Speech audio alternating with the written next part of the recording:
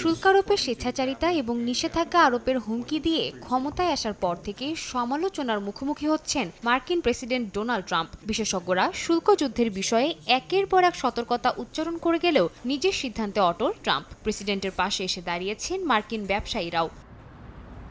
যুক্তরাষ্ট্রের বাজারে ইউরোপীয় পণ্যের আধিপত্য থাকলেও ইউরোপে মার্কিন পণ্যের প্রবেশ প্রায় অসম্ভব, কারণ শুল্কের বিশাল পার্থক্য। এ অবস্থায় ট্রাম্প প্রশাসনের শুল্ক আরোপের সিদ্ধান্তকে সমর্থন জানাচ্ছে মার্কিন প্রতিষ্ঠানগুলো। বিশেষ করে খাদ্য, প্রযুক্তি ও শক্তি খাতের বড় বড় কোম্পানিগুলো বলছে, এতদিন ইউরোপ ও অন্যান্য দেশগুলো মার্কিন বাণিজ্যকে শুল্কের বেড়াজালে আটকে রেখেছিল। মার্কিন খাদ্য প্রস্তুতকারী প্রতিষ্ঠান জে.এম. স্মাকার জানায়, ইউরোপের 24% বেশি আমদানি শুল্ক তাদের ব্যবসাকে ধ্বংস করে দিচ্ছে। আপেল চাষিরা বলছেন, ভারতে তাদের পণ্যে 50%, থাইল্যান্ডে 40% শুল্ক আরোপ করা হয়।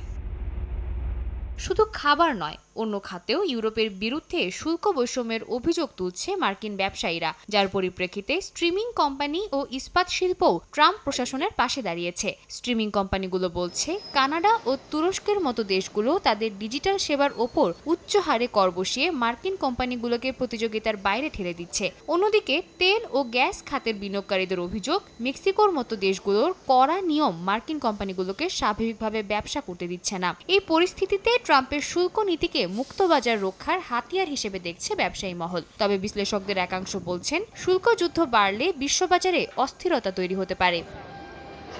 সাদিয়া তাসনিম, সময় সংবাদ।